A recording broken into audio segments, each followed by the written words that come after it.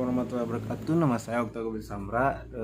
Di sini saya akan mereview jurnal tentang hukum pidana lanjutan pertemuan pertama yang didosani oleh Profesor Dr. Haji Hendy Nuraini SHMH dan asisten dosennya yaitu Dr. Randy Ari dan Ari Dayandi SHMA.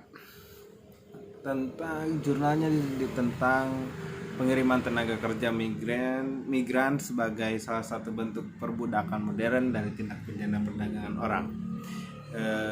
Dan ditulis oleh Hendy Nuraini, Fakultas Hukum Universitas Surya Kencana.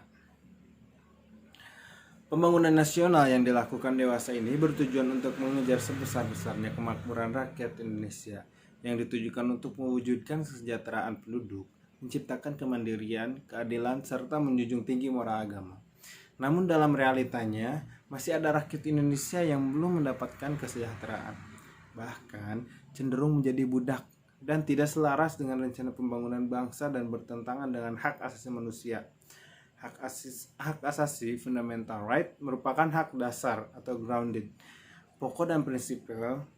Pertama, hal ini berarti bahwa hak seseorang itu mempunyai keistimewaan, terutama karena HAM merupakan anugerah dari Tuhan yang Maha Kuasa. Manusia tidak menciptakannya dan tidak dapat mencabutnya. HAM menjadi bertanggung jawab bagi setiap pihak untuk menjaga dan melindunginya, baik negara, hukum, masyarakat maupun setiap individu dimanapun dan kapanpun.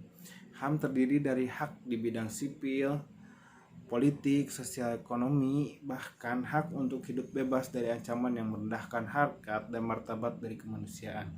Salah satu perbuatan yang dianggap merendahkan harkat dan martabat manusia adalah adanya perbudakan.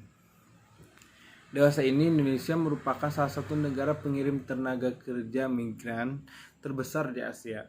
Pengiriman tenaga kerja migran umumnya dilakukan dengan berbagai cara, baik legal ataupun ilegal. Pengiriman ilegal sebagai dihubungkan dengan perbudakan sebagai salah satu bentuk dari tindak pidana perdagangan orang. Pemerintah sangat memperhatikan fenomena dan realita adanya perbudakan sebagai salah satu modus dari tindak pidana perdagangan orang, terutama terhadap perempuan dan anak.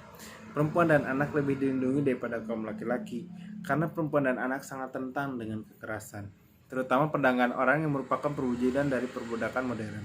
Sementara perdagangan orang selain melanggar HAM juga memuat aspek-aspek yang bertentangan dengan perlindungan dan juga berlawanan dengan kesejahteraan umum. Lebih-lebih praktik perdagangan orang selalu disertai dengan berbagai tindak ancaman dan kekerasan, sehingga menimbulkan dengan ketersiksaan bagi korban pada masa depannya. Apalagi korban perdagangan orang pada umumnya adalah pihak yang dalam kondisi tidak berdaya baik secara fisik, psikis maupun ekonomi. Atas dasar itulah kemudian pemerintah Indonesia melakukan upaya atau kebijakan umum dengan cara meratifikasi beberapa konvensi internasional yang berhubungan dengan hak asasi manusia. Sekian, mohon maaf apabila ada kesalahan. Wabillahi taufiq wal hidayah. Wassalamualaikum warahmatullahi wabarakatuh.